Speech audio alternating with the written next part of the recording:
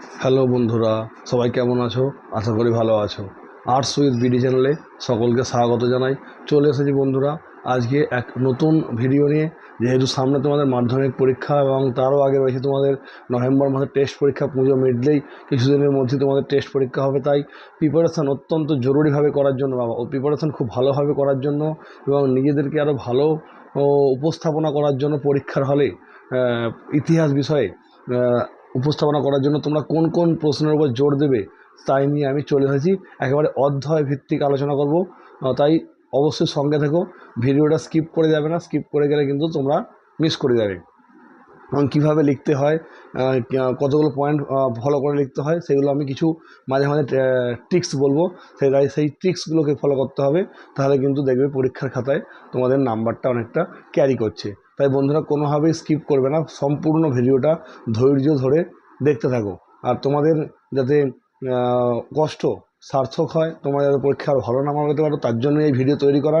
এবং তোমাদের যদি নাম্বার খুব ভালো আসে তাহলে জানবো যে আমাদের এই যে ভিডিও তৈরি করার যে সময় কষ্ট, তাহলে অনেকটা তোমাদের কাজে লেগেছে ভেবে আমরা আরও আনন্দিত হব এবং আগামী দিন নতুন নতুন ভিডিও তৈরি করতে এবং এই চ্যানেলে আপলোড করতে আমরা আরও উৎসাহিত হব। সঙ্গে থেকো। সেই সঙ্গে বলে রাখি, যারা এখনও পর্যন্ত আমার এই চ্যানেলটিকে সাবস্ক্রাইব করোনি, তারা খুব তাড়াতাড়ি চ্যানেলটিকে সাবস্ক্রাইব করে দাও এবং পাশে থাকা বেল আইকনটিকে অন করে দাও। এবং ঠিক কী করবে না, নোটিফিকেশানটা অল করে দাও। নোটিফিকেশান অল করে দিলে কী হবে, জানলে যখনই কোনো ভিডিও ছাড়বো, এই ভিডিও আপলোড করবো আমার এই চ্যানেলে, তাহলে খুব দ্রুত তোমাদের কাছে সবার আগে পৌঁছে যাবে ভিডিওটা। তাই অবশ্যই চ্যানেলটিকে তোমরা সাবস্ক্রাইব করে বেল আইকনটা অন করে দিয়ে অল করে দেবে নোটিফিকেশনটা। এবং এখন বলে রাখি, যারা এখনও পর্যন্ত সাবস্ক্রাইব করেছো তারা অবশ্যই সঙ্গে থেকো, যারা সাবস্ক্রাইব করোনি তোমরাও কিন্তু সঙ্গে এসো, কারণ তোমাদের জন্য এই ভিডিওটা তৈরি করা। আশা করি তোমাদের ভিডিওটা খুব ভালো লাগবে, তোমাদের কাজে আসবে, তোমাদের দরকারে লাগবে, এই ভেবেই কিন্তু ভিডিওগুলো তৈরি করা হয়।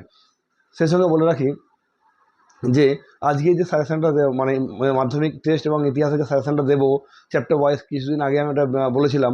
তো সেখানে চ্যাপ্টার ওয়াইজ আজকে আমি দিচ্ছি। সেখানে আপনার দেওয়া হয়েছে তোমাদের 4 নাম্বার, 8 নাম্বার এবং 8 টাকায় 6+2 5+3 কীভাবে আসে সেটা, সেই ধরনের প্রশ্ন কিন্তু চ্যাপ্টার ওয়াইজ বলে দেওয়া হচ্ছে।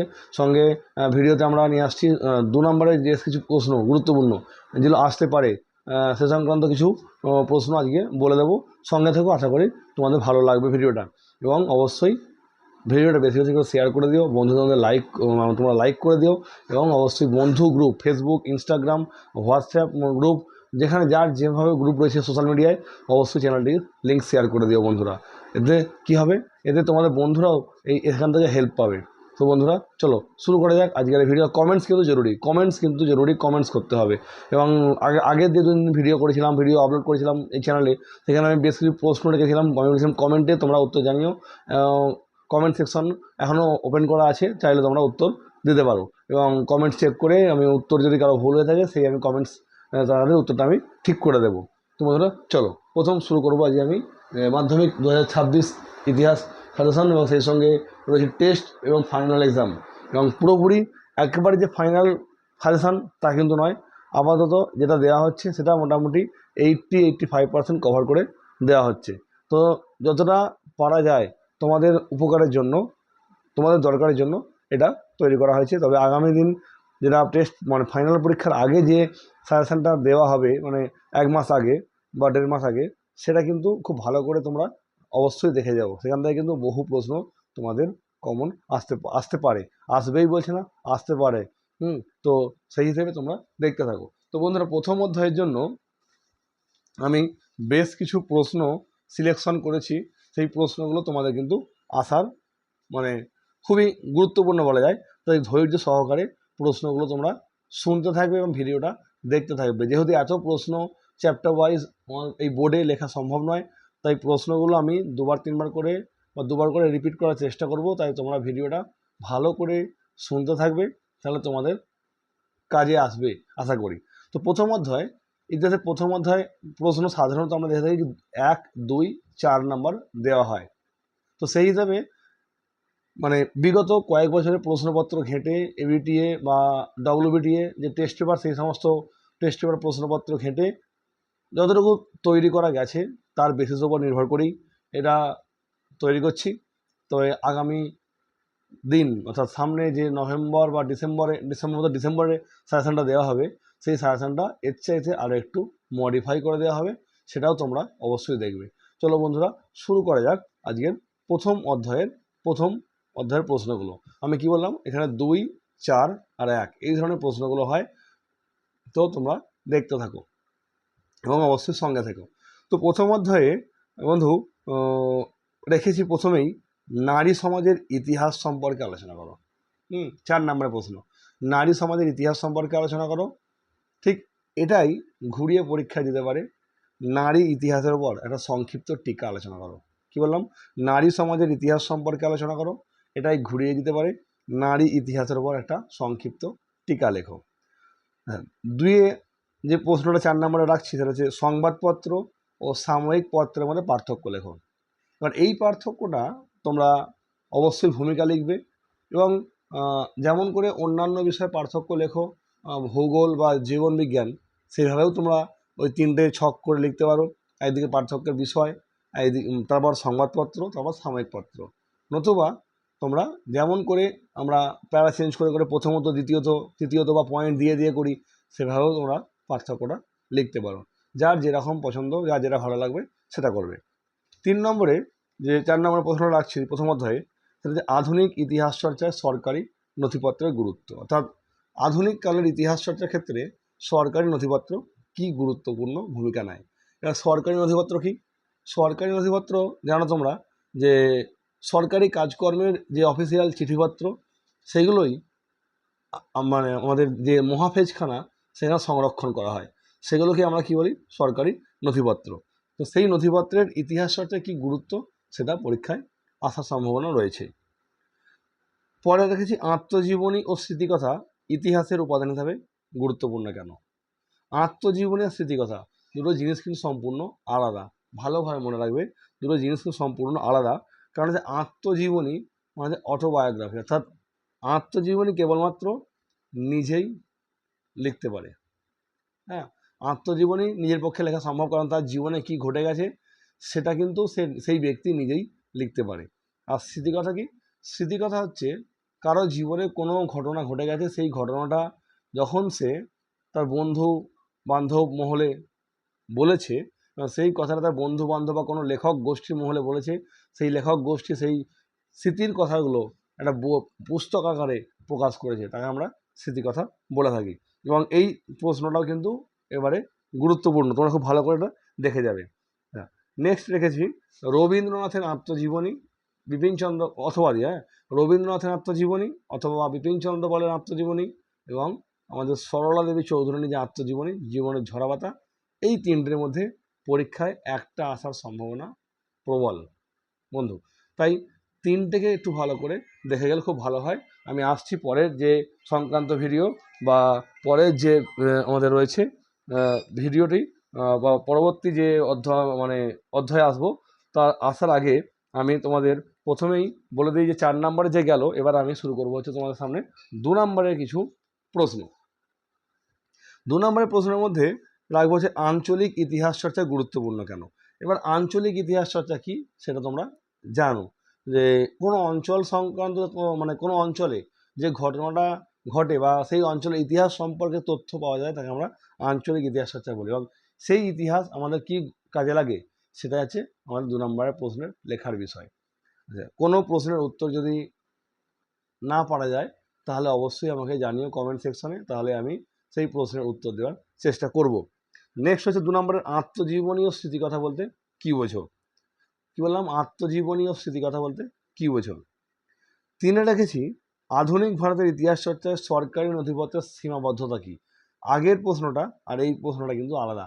আগে বলেছি সরকারি নথিপত্রের গুরুত্ব কি, আর এখানে বললাম 2 নম্বরে সরকারি নথিপত্রের সীমাবদ্ধতা কি। 4-এ রাখছি নিম্নবর্গের ইতিহাস চর্চা বলতে কি বোঝো। মানে 2 নম্বরের প্রশ্ন, 2 নম্বরের প্রশ্ন কি বলছি, নিম্নবর্গের ইতিহাস চর্চা বলতে কি বোঝো। 5 নম্বরে রেখেছি নতুন সামাজিক ইতিহাস কি, নতুন সামাজিক ইতিহাস কি। 6-এ পরিবেশ ইতিহাস চর্চা গুরুত্বপূর্ণ কেন। নেক্সট বীরাষ্টমী ব্রত কে কেন পালন করেন, বীরাষ্টমী ব্রত কে কেন পালন করেন। নেক্সট ইতিহাসের উপাদান হিসাবে সংবাদপত্রের গুরুত্ব কী? ইতিহাসের উপাদান হিসাবে সংবাদপত্রের গুরুত্ব কী? নেক্সট, 1918-তে ব্রিটিশরা কেন সোমপ্রকাশ পত্রিকা প্রকাশ বন্ধ করে দেয়?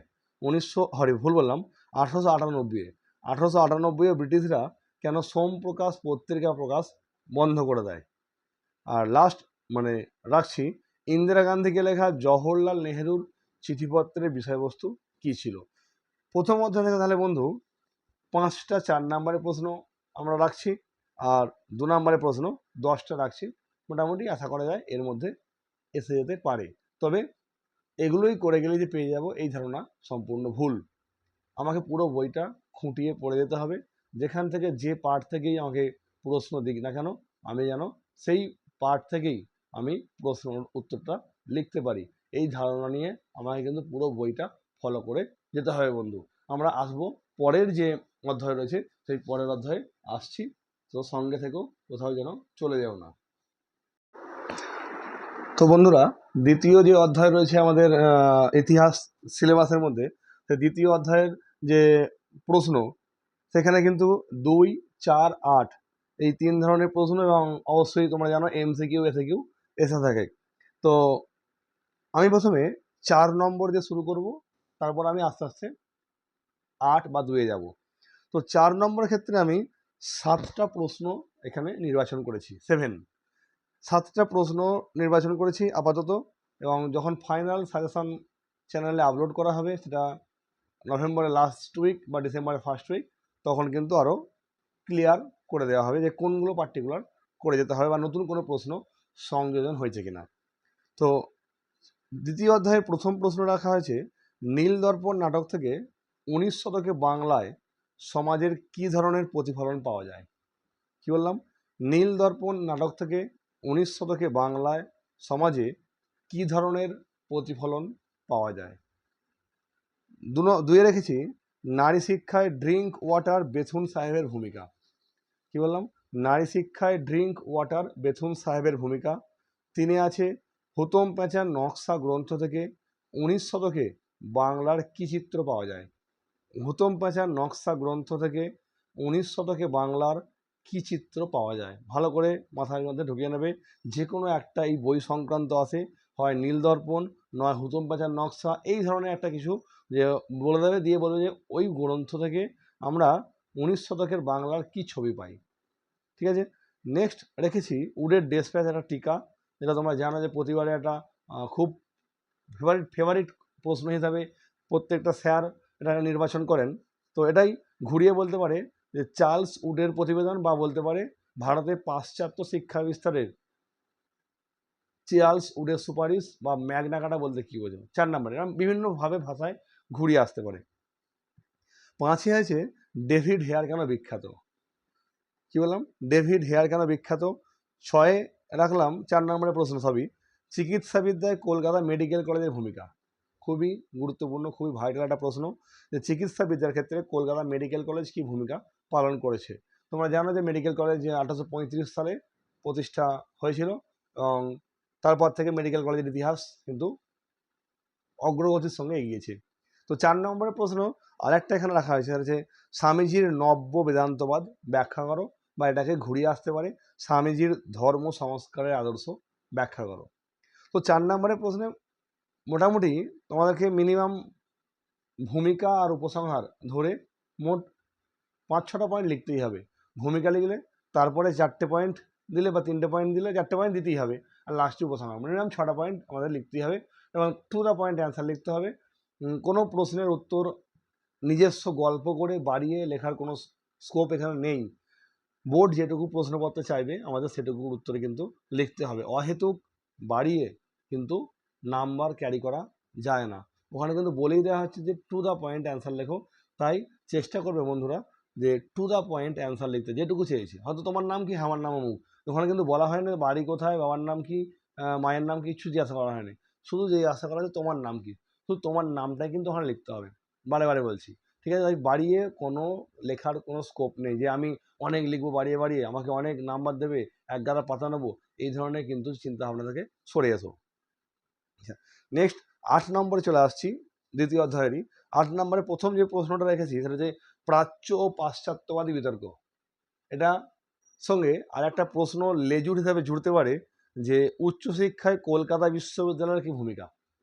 কি বললাম, প্রাচ্য ও পাশ্চাত্যবাদী বিতর্ক সম্পর্কে লেখো, ওরই সঙ্গে উচ্চশিক্ষায় কলকাতা বিশ্ববিদ্যালয়ের কি ভূমিকা। এটা 5+3 বা 4+4 এই হিসাবে কিন্তু আসতে পারে।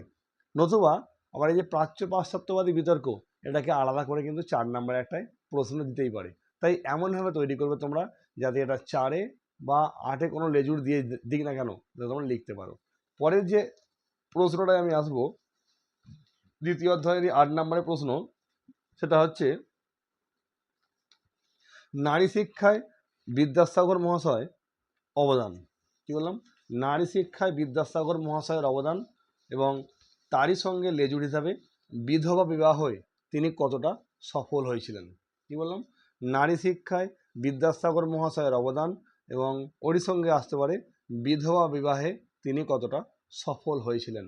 3+5 বা 5+3 বা 4+4 এইভাবে ভেঙে আসতে পারে। আর লাস্ট 8 নম্বরে রাখছি 19 শতকে বাংলার সমাজ সংস্কার আন্দোলনে ব্রাহ্ম সমাজের কি ভূমিকা। এবারে ব্রাহ্ম সমাজের ভূমিকা অনেকটাই গুরুত্বপূর্ণ রয়েছে। 19 শতকে বাংলার সমাজ সংস্কার আন্দোলনে ব্রাহ্ম সমাজের কি ভূমিকা, এটা ভালো করে তোমরা করে যাও। 2 নম্বরের যে প্রশ্ন, 2 নম্বরে কিছু প্রশ্ন নির্বাচন করেছি, 13টি প্রশ্ন। সেই 13টি প্রশ্নের মধ্যে আশা করা যায় তোমাদের কমন আসতে পারে। সুতরাং এই প্রশ্নগুলো তো জোর দেবেই, সেই সঙ্গে তোমরা চেষ্টা করবে পুরো বইটা ভালো করে খুঁটিয়ে কভার করতে, যাতে যে কোনো পার্ট থেকে, যে কোনো অংশ থেকে যাই প্রশ্ন দিই না কেন ওই সংক্রান্ত ব্যাপারে তুমি আমাদের লিখে আসতে পারো। তো চলো শুরু করা যাক। 2 নম্বরে যে প্রশ্ন প্রথমে রেখেছি, মধুসূদন গুপ্ত কে ছিলেন। নেক্সট হচ্ছে স্কুল বুক সোসাইটি কেন প্রতিষ্ঠিত হয়। প্রথমটা কি বললাম, মধুসূদন গুপ্ত কে ছিলেন। পরেরটা বললাম স্কুল বুক সোসাইটি কেন প্রতিষ্ঠিত হয় বা এর উদ্দেশ্য কি। 3 হচ্ছে পাশ্চাত্য শিক্ষা বিস্তারে খ্রিস্টান মিশনারিদের উদ্দেশ্য কি। পাশ্চাত্য শিক্ষা বিস্তারে খ্রিস্টান মিশনারিদের উদ্দেশ্য কি। নেক্সট রেখেছি নববিধান ব্রাহ্ম সমাজ কি। কি বললাম, নববিধান ব্রাহ্ম সমাজ কি। নেক্সট বাংলার নবজাগরণ বলতে কি বোঝো। বাংলার নবজাগরণ বলতে কি বোঝো। 6 রেখেছি general committee of public instruction কে কবে কেন প্রতিষ্ঠা করেন। General committee of public instruction কে কবে কেন প্রতিষ্ঠা করেন। নেক্সট হচ্ছে টিকা 2 নম্বরে ছোট্ট করে মেকলে মিনিট। কি বললাম, ছোট্ট করে টিকা 2 নম্বরের মেকলে মিনিট। নেক্সট শ্রীরামপুরের ত্রয়ী বলতে কি বোঝো। শ্রীরামপুরের ত্রয়ী বলতে কি বোঝো। নেক্সট 2 নম্বরের নারী শিক্ষায় রাধাকান্তদেব কি ভূমিকা গ্রহণ করেন। বন্ধুরা ভালো করে দেখে দেবো, এটা একটা অহেতুক বা অহেতুক ঠিক বলবো না, এটা আনকমন জিনিস, ঠিক আছে, তবুও কিন্তু আমাদের দেখে যেতে হবে যে নারী শিক্ষায় রাধাকান্ত দেবের কি ভূমিকা। নেক্সট দেখেছি নব্যবঙ্গ বলতে কি বোঝো এবং সমাজ সংস্কারে নব্যবঙ্গের কি ভূমিকা। কি বললাম, নব্যবঙ্গ বলতে কি বোঝো, সমাজ সংস্কারে নব্যবঙ্গের কি ভূমিকা। এরপর একটা খুবই গুরুত্বপূর্ণ, তোমার স্টার মার্ক করে রাখতে পারো, 3 আইন বলতে কি বোঝো। কি বললাম, 3 আইন বলতে কি বোঝো। আর লাস্ট রেখেছি 2 নম্বরের প্রশ্ন এই অধ্যায় থেকে, ভারতবর্ষীয় ব্রাহ্ম সমাজ কেন বিখ্যাত হয়, বিভক্ত হয়। ভারতবর্ষীয় ব্রাহ্ম সমাজ কেন বিভক্ত হয়। কি বললাম, ভারতবর্ষীয় ব্রাহ্ম সমাজ কেন বিভক্ত হয়। তাহলে মোটামুটি এই 12-13টা 2 নম্বরের প্রশ্ন, 3টে 8 নম্বরের প্রশ্ন আর 7টা 4 নম্বরের প্রশ্ন দ্বিতীয় অধ্যায় থেকে নির্বাচন করা হয়েছে। এই কটা দেখে গেলে আশা করি তোমাদের সমস্যা অনেকটাই ক্লিয়ার হয়ে যাবে। খুব ভালো করে করা প্রশ্ন করে যাবে টেস্ট এবং ফাইনালের জন্য, তাহলে দেখবে দুটো অংশের পরীক্ষা টেস্ট এবং ফাইনাল তোমাদের কিন্তু খুব সহজেই তোমরা নাম্বার ক্যারি করতে পারছো। আমি আসছি পরের যে অধ্যায়, তৃতীয় অধ্যায়, সেইটা নিয়ে তার 4, 8 এবং 2 নম্বরের যে প্রশ্ন, সেই প্রশ্ন সংক্রান্ত বিষয় তোমরা সঙ্গে থেকো। তো বন্ধুরা তৃতীয় অধ্যায় নিয়ে যে প্রশ্ন, গুরুত্বপূর্ণ কিছু প্রশ্ন 4 নাম্বার, 8 নাম্বার এবং 1 নাম্বার, তো সেই 3টে ধাপে যে প্রশ্ন 4, 8, 2 এবং তোমরা জানো এই অধ্যায় থেকে এমসিকিউ ও এসিকিউ এসে থাকে, তাই সে সংক্রান্ত বিষয়ে আলোচনায় আসছি। প্রথমে আমি 4 নম্বরের জন্য তৃতীয় অধ্যায় থেকে 8টি প্রশ্ন নির্বাচন করেছি। যদিও দেখেছো যে 2025 মাধ্যমিকে কিন্তু তৃতীয় অধ্যায় যেটাকে আমরা বিদ্রোহ যে অধ্যায়টা বেসিক্যালি রয়েছে সেখান থেকে কিন্তু এবারে অনেকগুলো প্রশ্ন কিন্তু চলে এসেছে। তা সত্ত্বেও কয়েকটা প্রশ্ন নির্বাচন করা হয়েছে এবারে 2026 মাধ্যমিক এবং 2025 টেস্ট পরীক্ষার জন্য। তো সেই কটা প্রশ্ন একটু দেখে গেলে ভালো হয়, যে অনেকেই চেষ্টা করবে যে এই অধ্যায়টা এড়িয়ে যাওয়া, যেহেতু প্রশ্ন 2025-এর মাধ্যমিক ফাইনালে অনেকগুলো চলে এসেছে, তাই এড়িয়ে যাওয়ার কোনো প্রসঙ্গ নেই। প্রশ্ন এই অধ্যায় থেকে এখনও অনেকগুলোই রয়েছে, সেগুলো আসার সম্ভাবনা প্রবল। তো সেই সংক্রান্ত বিষয়ে আসছি। 4 নম্বরের জন্য আমি 8টি প্রশ্ন নির্বাচন করেছি, তোমরা একটু শুনে নাও। প্রথম যে রয়েছে, প্রথমে রেখেছি যে ঔপনিবেশিক সরকার কি উদ্দেশ্যে অরণ্য আইন চালু করেছিল। অর্থাৎ আমাদের ভারতে যে ঔপনিবেশিক সরকার দীর্ঘ সময় শাসন ব্যবস্থা চালিয়েছিল, তাদের তো কিছু উদ্দেশ্য বা লক্ষ্য ছিল, যে তারা অরণ্যকে হঠাৎ করে কেন সংরক্ষণ করতে যাবে। নিশ্চয়ই এর পিছনে তাদের কোনো অভিপ্রায় ছিল। সেই অভিপ্রায়গুলো বা সেই উদ্দেশ্যগুলো কিন্তু আমাদের পরীক্ষায় জানতে চাইতে পারে। তাই ওই 4-5টা পয়েন্ট ভূমিকা উপসংহার দিয়ে তোমরা শেষ করার চেষ্টা করবে টু দ্য পয়েন্ট অ্যান্সার লিখে। 2-এ রেখেছি, এগুলো 4 নম্বর, এগুলো সবই কিন্তু 4 নম্বরের প্রশ্ন। 2-এ আছে নীল বিদ্রোহে সংবাদপত্রের ভূমিকা। এটাই একটু ঘুরিয়ে বলতে পারে যে নীল বিদ্রোহে বাঙালি মধ্যবিত্ত সম্প্রদায়ের ভূমিকা। তো একটা কথা এই প্রসঙ্গে বলে রাখি, যে যদি কোনো প্রশ্ন 2025 সালের সঙ্গে রিপিট হয়ে থাকে আমার এই সাজেশান বা নির্বাচিত প্রশ্নে, তাহলে কিন্তু তোমরা সেই প্রশ্নটি বাদ দিয়ে দেবে, তৎক্ষণাৎ বাদ দিয়ে বাকিগুলো তৈরি করবে। 3-এ রেখেছি শ্রীরামকৃষ্ণের সর্বধর্ম সমন্বয়ের আদর্শ ব্যাখ্যা করো। শ্রীরামকৃষ্ণের সর্বধর্ম সমন্বয়ের আদর্শ ব্যাখ্যা করো। 4 নম্বরে আছে 1855 সালে সাঁওতালরা কেন বিদ্রোহ করেছিল। এটাকে ঘুরিয়ে পড়তে পারে যে সাঁওতাল বিদ্রোহের কারণগুলি আলোচনা করো। আচ্ছা, নেক্সট হচ্ছে কোল বিদ্রোহের গুরুত্ব ও ফলাফল। কোল বিদ্রোহের গুরুত্ব ও ফলাফল, তবে তোমরা সাঁওতাল বিদ্রোহের কারণটা কিন্তু খুব ভালো করে এবারে পড়ে যেও।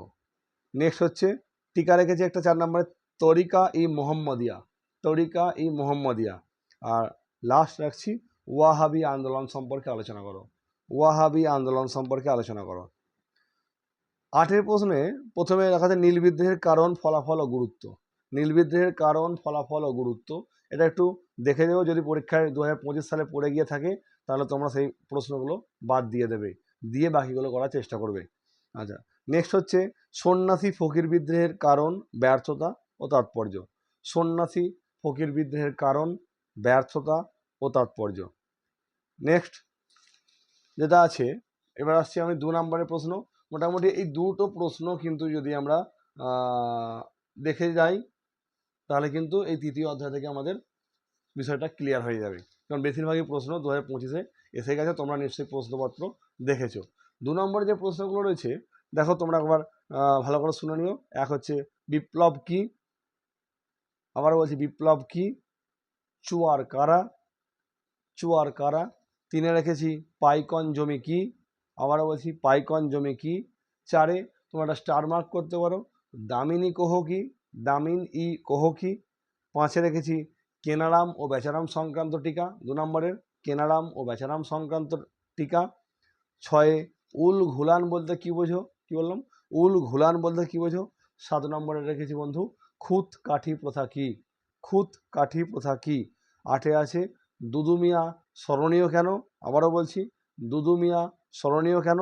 9 নম্বরে রেখেছি ফরাজি আন্দোলন কি ধর্মীয় পুনর্জাগরণ আন্দোলন ছিল, ফরাজি আন্দোলন কি ধর্মীয় পুনর্জাগরণ আন্দোলন ছিল। নেক্সট হচ্ছে নীলকররা চাষিদের ওপর কিভাবে অত্যাচার চালাতো, নীলকররা চাষিদের ওপর কিভাবে অত্যাচার চালাতো। আর 11 নম্বরে আছে পাগলপন্থী কারা ছিল, পাগলপন্থী কারা ছিল। নেক্সট হচ্ছে নীল বিদ্রোহে হরিশ্চন্দ্র মুখোপাধ্যায়ের কি ভূমিকা, নীল বিদ্রোহে হরিশ্চন্দ্র মুখোপাধ্যায়ের কি ভূমিকা। এই মোটামুটি 11-12টা প্রশ্ন যদি আমরা দেখে যাই 3 অধ্যায় থেকে 2 নম্বরের প্রশ্ন, তাহলে মোটামুটি আমরা জিনিসটা কভার করে ফেলতে পারবো। তো বন্ধু আমাদের জানো যে তোমরা 8টা অধ্যায় রয়েছে টোটাল আমাদের মাধ্যমিক ইতিহাস সিলেবাসের মধ্যে। তার মধ্যে আমি আজকে 4টি অধ্যায়ের, অর্থাৎ প্রথম 4টি অধ্যায়ের সাজেশান, অর্থাৎ কিছু নির্বাচিত প্রশ্ন আমি তোমাদের সামনে এই ভিডিওর মারফত তুলে ধরছি। তো সেই 4টি অধ্যায় যে তুলে ধরছি, আর বাকি যে 4টি অধ্যায় রয়েছে সেই 4টি অধ্যায় যেগুলো বাকি পড়ে রইলো 5, 6, 7, 8, সেই অধ্যায়গুলো কিন্তু আমি খুব শীঘ্রই আগামী 2-3 দিনের মধ্যে এই চ্যানেলেই তোমাদের সাথে নিয়ে তোমাদের সামনে আমি আপলোড করব বা তোমাদের সামনে আমি তুলে ধরব। তো চলো বন্ধু, আমরা 4 নম্বর অধ্যায়ের দিকে এগোই। তো 4 নম্বর অধ্যায়েও ওই জানো তোমরা 4, 8 এবং 2 এবং 1 যে রয়েছে সেই প্রশ্নগুলো এসে থাকে। তো 4 নম্বর যে অধ্যায় রয়েছে সেই 4 নম্বর অধ্যায়ে আমি প্রথমে 4 নম্বরের যে প্রশ্ন সেগুলো বলছি। প্রথম হচ্ছে মহাবিদ্রোহের প্রতি শিক্ষিত বাঙালিদের কি ভূমিকা। মহাবিদ্রোহের প্রতি শিক্ষিত বাঙালিদের কি ভূমিকা। 2 রেখেছি 4 নম্বর প্রশ্নে মহারানীর ঘোষণাপত্রের ঐতিহাসিক তাৎপর্য কি। মহারানীর ঘোষণাপত্রের ঐতিহাসিক তাৎপর্য কি। এটাকে তাৎপর্যের জায়গায় গুরুত্ব বলতে পারে, উত্তর কিন্তু তোমাদের একই হবে। নেক্সট হচ্ছে ভারত সভার উদ্দেশ্য ও কার্যাবলী। আবারও বলছি, ভারত সভার উদ্দেশ্য কার্যাবলী। নেক্সট হিন্দু মেলার উদ্দেশ্য কার্যাবলী। হিন্দু মেলার উদ্দেশ্য কার্যাবলী। নেক্সট হচ্ছে 1857 খ্রিস্টাব্দের বিদ্রোহকে 1857 খ্রিস্টাব্দের বিদ্রোহকে কি ভারতের প্রথম স্বাধীনতা যুদ্ধ বলা যায়। 1857 বিদ্রোহকে কি ভারতের প্রথম স্বাধীনতা যুদ্ধ বলা যায়। বন্ধু এই 4-5টা প্রশ্ন কিন্তু 4 নম্বরের জন্য আমাদের দেখে যেতে হবে। আর 8 নম্বরের জন্য যে প্রশ্নগুলো রেখেছি খুবই কম প্রশ্ন এই অধ্যায় থেকে 8 নম্বরে রয়েছে, দেখে গেলে তোমাদের খুব কাজটা সহজ হয়ে যায়। একদম প্রথমেই রেখেছি মহাবিদ্রোহের চরিত্র, বা এটা ঘুরিয়ে পড়তে পারে 1857 সিপাহী বিদ্রোহের প্রকৃতি। কি বললাম, মহাবিদ্রোহের চরিত্র বা 1857 সিপাহী বিদ্রোহের প্রকৃতি। এটা 8 নম্বরের জন্য। তোমরা 8 নম্বরের জন্য আরেকটা প্রশ্ন দেখে যাবে, জাতীয়তাবাদী চেতনায় আনন্দমঠ, ভারত মাতা, গোরা উপন্যাসের কি ভূমিকা। আবারও বলছি, জাতীয়তাবাদী চেতনায় আনন্দমঠ, ভারত মাতা এবং গোরা উপন্যাসের কি ভূমিকা। এই প্রশ্নটা একটু ঘুরিয়ে আসতে পারে, বলতে পারে যে 19 শতকে লেখায় রেখায় জাতীয়তাবাদ কিভাবে প্রকাশ পেয়েছিল। বললাম 19 শতকে লেখায় রেখায় জাতীয়তাবাদ কিভাবে প্রকাশ পেয়েছিল। তো এই মোটামুটি কটা প্রশ্ন 4 ও 8 নম্বরের জন্য দেখে গেলে তোমাদের কিন্তু পরীক্ষার জন্য প্রিপারেশন রেডি বলা যায়। 2 নম্বরের মাত্র আমি 7টি প্রশ্ন এখানে রেখেছি, সেই 7টি প্রশ্ন তোমরা একবার শুনে নাও এবং সঙ্গে সঙ্গে তোমরা কিন্তু তৈরি করে ফেলবে। তো এক হচ্ছে লক্ষ্মীবাই স্মরণীয় কেন। কি বললাম, লক্ষ্মীবাই স্মরণীয় কেন। 2 নম্বর হচ্ছে মহারানীর ঘোষণাপত্রের মূল উদ্দেশ্য কি। কি বললাম, মহারানীর ঘোষণাপত্রের মূল উদ্দেশ্য কি। 3 হচ্ছে সভা সমিতির যুগ বলতে কি বোঝো, কোন শতককে সভা সমিতির যুগ বলা হয় এবং কে বলেছেন। সভা সমিতির যুগ বলতে কি বোঝো, কোন শতককে সভা সমিতির যুগ বলা হয় এবং এই সভা সমিতির যুগ 19 শতককে কে বলেছেন, এই প্রশ্নটা। নেক্সট রেখেছি বঙ্গভাষা প্রকাশিকা সভা, বঙ্গভাষা প্রকাশিকা সভা কেন প্রতিষ্ঠিত হয়েছিল। আবারও বলছি, বঙ্গভাষা প্রকাশিকা সভা কেন প্রতিষ্ঠিত হয়েছিল। নেক্সট রেখেছি দেশীয় ভাষা সংবাদপত্র আইন কি। দেশীয় ভাষা সংবাদপত্র আইন কি, যেটাকে ইংলিশে বলা হয় vernacular press act. Vernacular press act. Next রেখেছি ইলবার্ট বিল কি। বললাম ইলবার্ট বিল কি। এবং নেক্সট হচ্ছে ব্যঙ্গচিত্র কেন আঁকা হয়। ব্যঙ্গচিত্র কেন আঁকা হয়। এছাড়াও তোমরা বইটা ভালো করে খুঁটিয়ে পড়ে যাবে, খুঁটিয়ে খুঁটিয়ে পড়ে গেলে তাহলে আমাদের 2 নম্বরের প্রশ্ন বা 1 নম্বরের প্রশ্ন যেখান থেকেই দিক না কেন, তাহলে আমরা কিন্তু খুব সহজেই করে ফেলতে পারবো উত্তরটা। আর একটা কথা বলে রাখি, যে 4টে অধ্যায়ের প্রশ্ন দিলাম 2 নম্বর, 4 নম্বর এবং 8 নম্বরের, হ্যাঁ, এই 4টে অধ্যায়ের প্রশ্ন তোমরা একটু মাধ্যমিক যে 25 সালে প্রশ্ন হয়েছিল ইতিহাসের ফাইনালের, সেই প্রশ্নের সঙ্গে একটু মিলিয়ে দেখে নিও। যদি কোনো প্রশ্ন 2025 মাধ্যমিকে 4 ও 8-এ এসে থাকে, তাহলে সেই প্রশ্নটা তোমরা তৎক্ষণাৎ বাদ দিয়ে দেবে, দিয়ে বাকি প্রশ্নগুলো তৈরি করবে। বন্ধু খুব হাতে খুব সময় কম, মাত্র আর কটা মাস বাকি রয়েছে। তার সঙ্গে 2টো বড় পরীক্ষা রয়েছে, একটা টেস্ট পরীক্ষা এবং একটা জানো তোমরা ফেব্রুয়ারি মাসে ফাইনাল পরীক্ষা। এবং টেস্ট এবং ফাইনাল এই দুটোর মধ্যে কিন্তু গ্যাপ খুবই কম। তাই প্রিপারেশান যদি নিতেই হয়, দুটো প্রিপারেশান একসঙ্গে নেওয়াই ভালো। এবং যদি আমি দুটো প্রিপারেশান একসঙ্গে নিয়ে নিই, তাহলে কি হয়, তাহলে ওই যে কয়েকটা দিনের গ্যাপ, টেস্ট আর ফাইনাল, এই যে গ্যাপটা, এই গ্যাপটা কিন্তু টেস্ট পরীক্ষার পর কিন্তু আমরা যে প্রিপারেশান দিতে যাবো, সেই প্রিপারেশান কিন্তু আমাদের অতটা ভালো হবে না। তাই যদি প্রিপারেশানটা আমরা আগে থাকতে নিই, টেস্ট পরীক্ষার আগে থাকতে, তাহলে কি হবে, আমি কতটা প্রিপেয়ার হয়েছি বোর্ড পরীক্ষার জন্য, তার রেজাল্ট কিন্তু ওই টেস্ট পরীক্ষার মধ্য দিয়ে উঠে আসবে। এই টেস্ট পরীক্ষা কিন্তু একটা খুবই গুরুত্বপূর্ণ পার্ট হিসাবে ধরা হয়। এবং সেই সঙ্গে আরেকটা কথা বলে রাখি, তোমাদের টেস্ট পরীক্ষা মিটে যাওয়ার পর তোমরা তৎক্ষণাৎ কী করবে, পার্শ্ববর্তী যে সমস্ত স্কুল রয়েছে, তোমাদের বন্ধুবান্ধব যারা অন্য স্কুলে পড়ে, তাদের যে প্রশ্নপত্র হয়েছিল টেস্টের, সেই প্রশ্নপত্র নিয়ে 1 কপি করে জেরক্স করে নিয়ে তোমরা কিন্তু ওদের প্রশ্নগুলোও করতে থাকবে। তাতে কী হবে, একটা স্কুলের প্রশ্নের মধ্যে না থেকে আমরা যদি একাধিক স্কুলের প্রশ্নের মধ্যে বা প্রশ্ন আমরা চর্চা করি, তাহলে কিন্তু আমাদের প্রিপারেশানটা আরও খুব ভালো হবে ফাইনালের জন্য। আর এটাই কিন্তু নিয়ম। এবং এছাড়াও তোমাদের তো রয়েছে এবিটিএ, ডাব্লিউবিটিএ, বিভিন্ন পাবলিশার্সের যে কোশ্চেন ব্যাংক বা সহায়িকা বই, সমস্ত কিছু ভালো করে মানে খুঁটিয়ে পড়তে থাকো। দেখবে যে এবিটিএ বা ডাব্লিউবিটিএ যখন প্রিপারেশান নেবে, ওখানে যে প্রশ্নগুলো সলভ করতে থাকবে, দেখবে একই প্রশ্ন কিন্তু বহু চ্যাপ্টারে ঘুরিয়ে ফিরিয়ে আসছে। তাই অহেতুক ভয় পাওয়ার কোনো কারণ নেই, না পরীক্ষা ভীতির কোনো প্রয়োজন নেই। আমি যদি সঠিকভাবে অনুশীলন করে যাই, সঠিকভাবে প্রিপারেশান নিয়ে যাই, তাহলে কিন্তু কোনো চাপই মানে মনে হবে না। এবং সেই সঙ্গে আরেকটা কথা বলে রাখি, যে